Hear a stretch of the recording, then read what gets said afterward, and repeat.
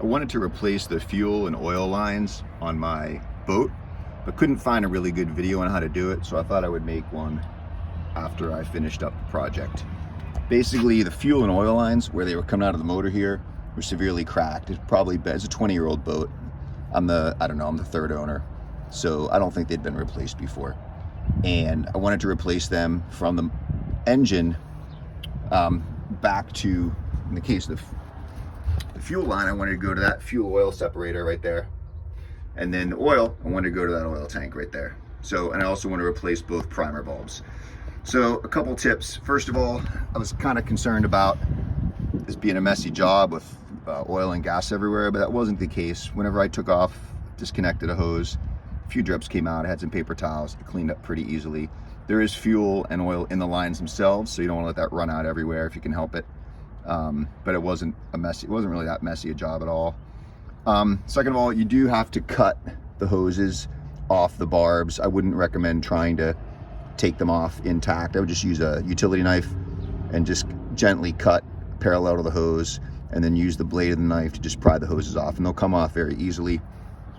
A couple other tips. When you're running the hoses under your boat, be careful. There's a lot of little screws like this that just go straight through and they stick out on the back, and they're pretty sharp, so you can cut your hands, or if your hose gets stuck on it, you can potentially tear or put a hole in your hose. You don't want to do that. The hoses are expensive. I overbought by about 2 feet to make sure that I would have enough hose. I had to cut off the really nice cable organizer that was on here when I bought the boat. And I'm going to replace it with, I'm going to put some split loom that I bought, just 1-inch split loom. This comes apart, and I'm just going to go over to protect these electrical wires. I'm surprised they aren't better secured. And then for right now, I just found this zip up with cable tie. It's a cable organizer thing I found online.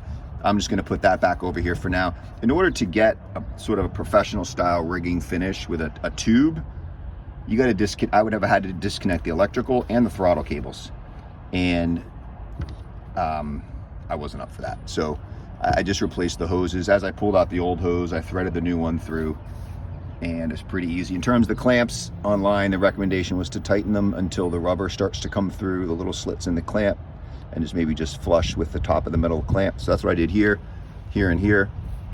You do need to prime the hoses. For the oil, you're not supposed to do this, I guess, but I just went ahead and sucked on the end of the hose until oil hit the primer bulb, which was right in here, right near the tank. And then I squeezed the primer bulb, and I was able to get oil through that whole hose to the motor. And then this afternoon, I'm going to do it back to the tank. For the gas, the primer bulb is almost at the end here. I really didn't want to try to siphon gas with my mouth, because that's really a bad thing. But what I found worked was when I'd squeeze a primer bulb, and then I capped the end of the hose with my thumb.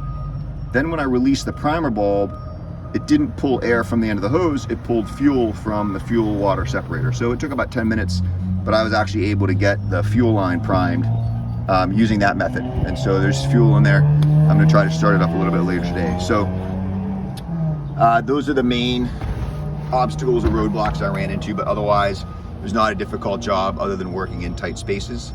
And feel free, if you have any questions, leave me a note in the comments, and good luck with your project.